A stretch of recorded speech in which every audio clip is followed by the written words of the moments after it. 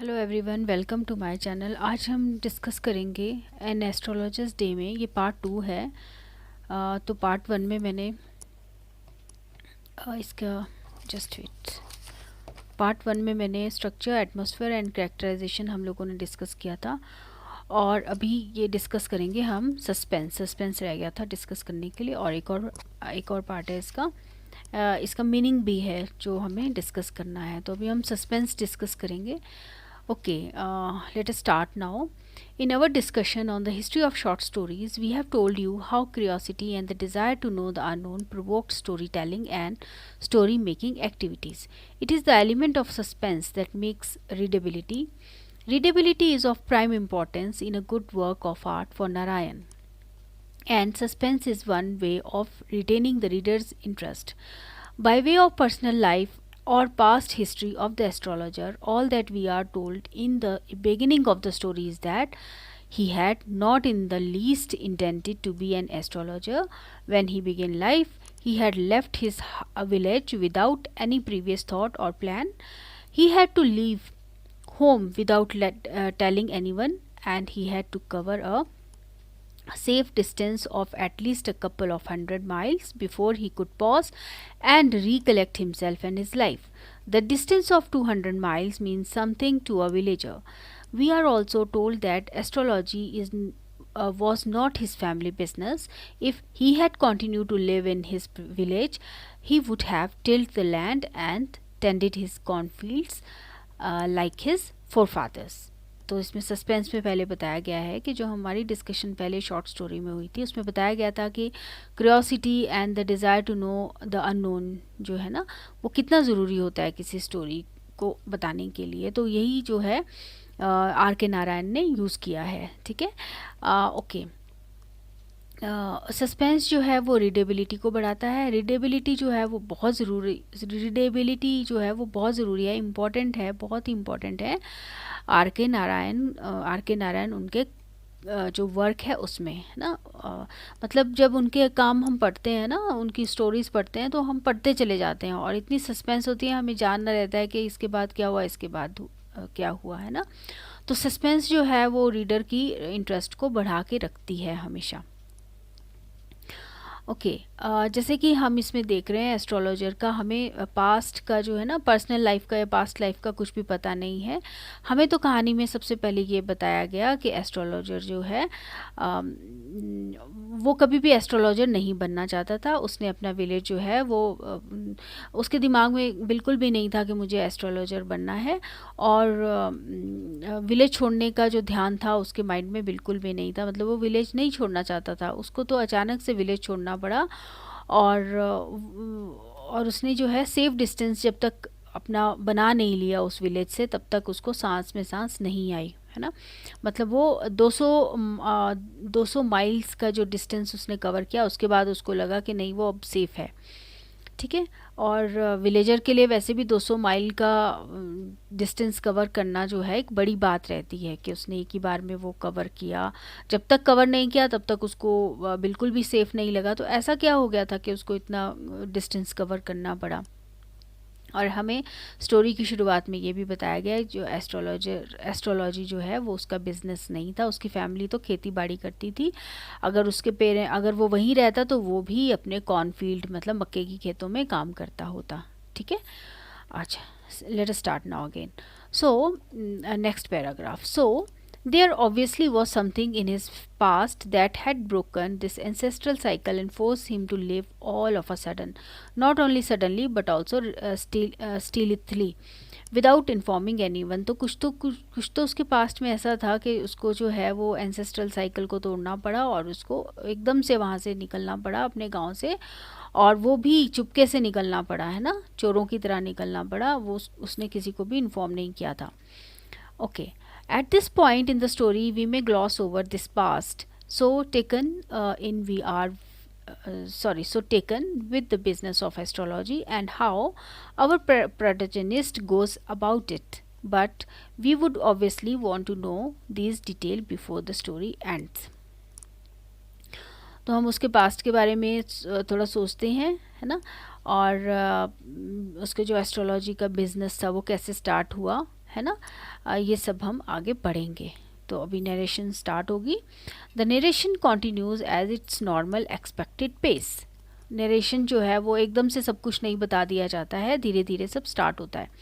One night just as our protagonist gets ready to call it a day and picks up his cowrie shells and paraphernalia to put them back into his bag, he looks up and sees a man standing before him.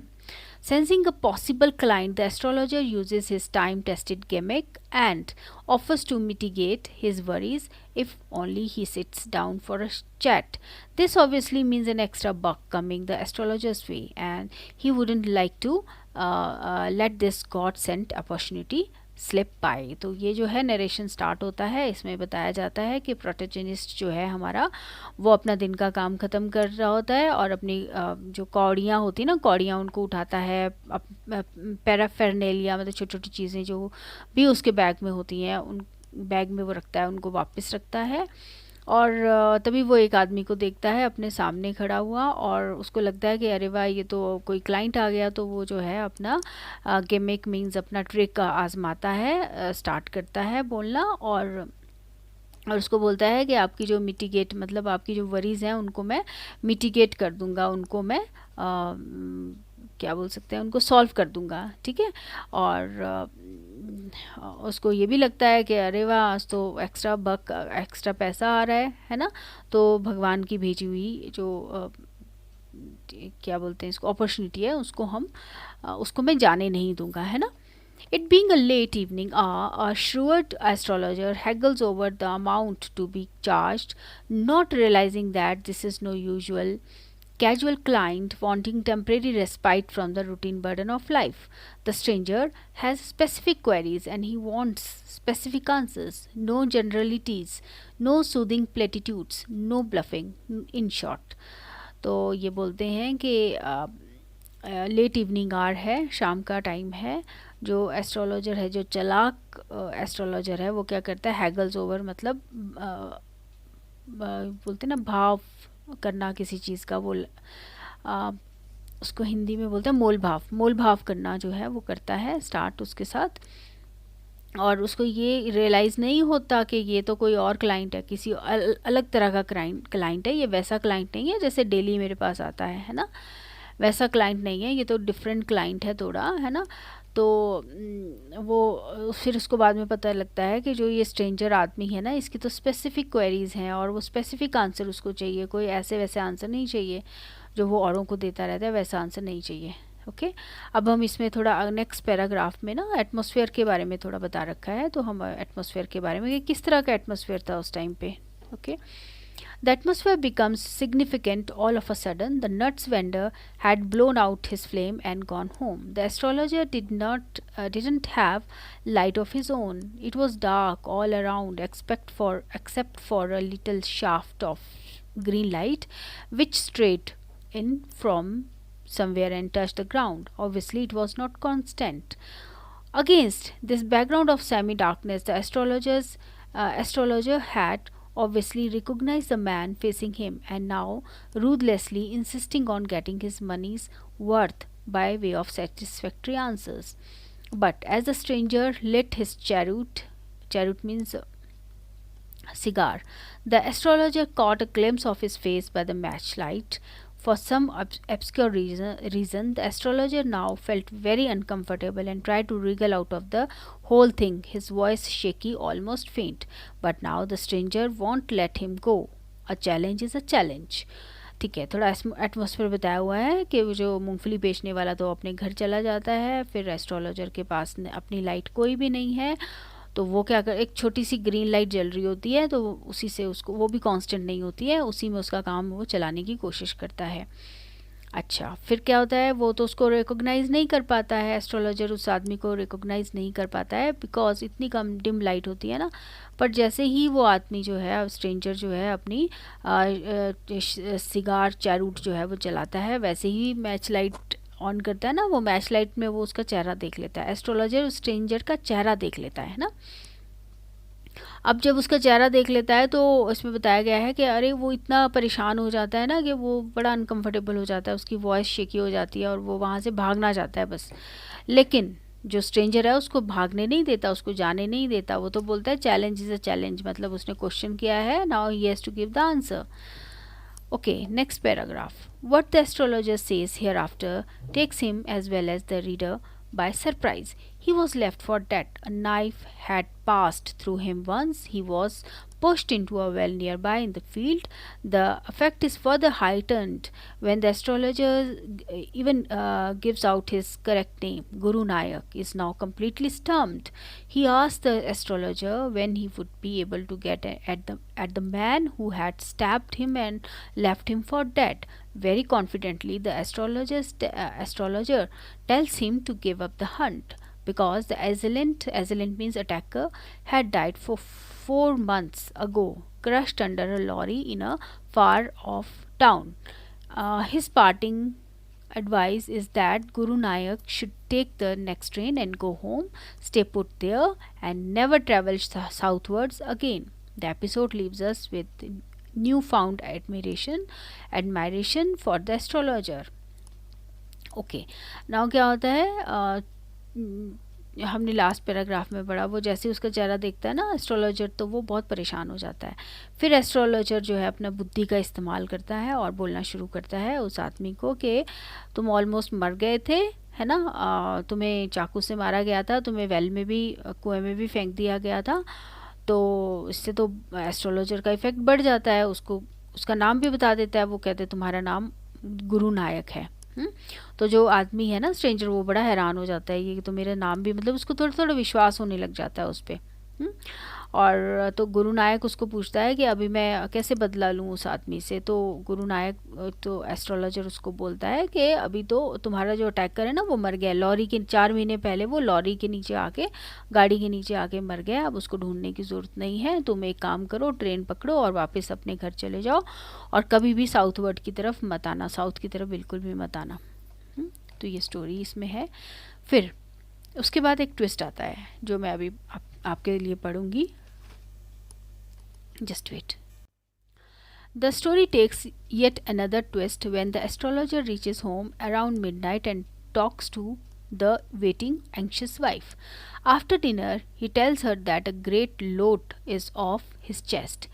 All these years, he had thought that the blood of a man was on his hands. That was why he had run away from home, settled here, and married her. But the man he thought he had killed was alive. She gasped. उसने गहरी सांस ली. So do we?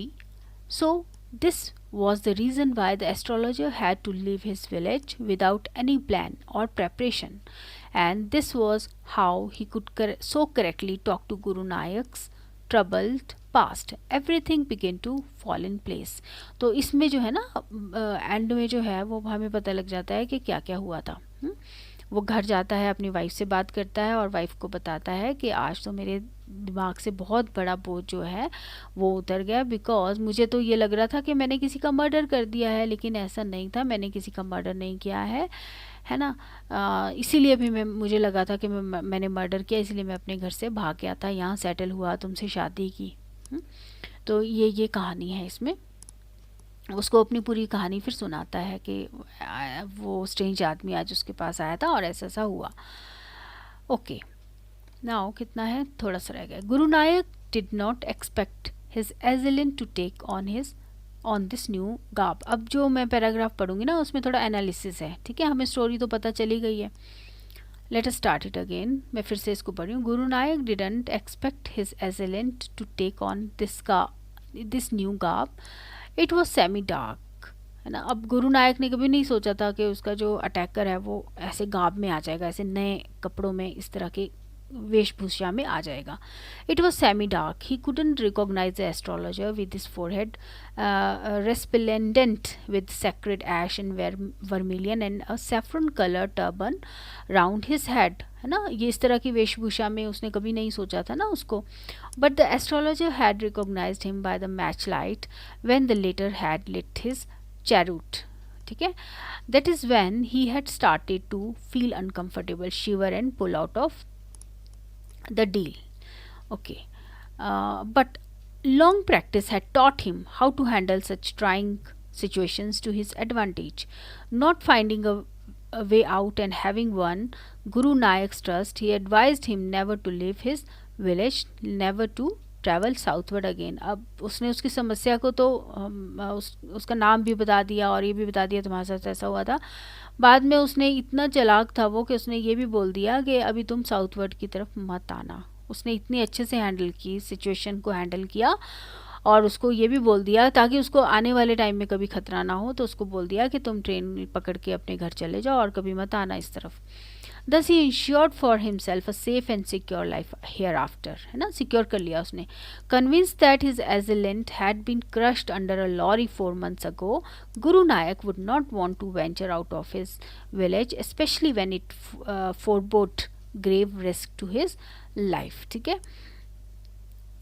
The story thus ends with an incredible twist. A murder, अच्छा twist क्या है इसमें? A murdered man turned up to consult his murderer regarding when he will be able to have his revenge. The murderer recognizes him, but he cannot recognize his old enemy in his garb as an astrologer, is astonished to be told his previous history, and meekly agrees to give up his search for his enemy, declared to have been crushed under a lorry months ago. देखो सीधी सी बात है कि जो murderer जो murdered है, murdered man है, वो किसके पास जाता है? मर्डरर के पास जाता है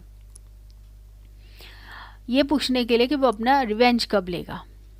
तो मर्डरर जो है उसको रिकॉग्नाइज कर लेता है, बट जो मर्डर्ड मैन है वो उसको रिकॉग्नाइज नहीं कर पाता है, एस्ट्रोलॉजर को, अपने एनिमी को रिकॉग्नाइज नहीं कर पाता है ना. और बहुत ही एस्टोनिश्ड, बहुत ही मतलब हैरान परेशान हो जाता है जब वो एस्ट्रोलॉजर उसको उसकी प्रीवियस हिस्ट्री के बारे में बताता है और और उसको एग्री करवा लेता है इस बात पे कि अब तुम्हें सर्च करने की ज़रूरत नहीं है क्योंकि वो तो गाड़ी के नीचे दब गया है. तुम्हें अपने मर्डरर को सर्च करने की ज़रूरत नहीं है क्योंकि वो तो लॉरी के अंदर 2 महीने पहले मर गया है ना. व्हाट अ स्टोरी, बहुत अच्छी स्टोरी है, बहुत मज़ा आया मुझे भी पढ़ने का. अगर आपको भी अच्छा लगा हो तो आप कमेंट बॉक्स में लिखिए. Thank you so much. Please subscribe my channel. Thank you.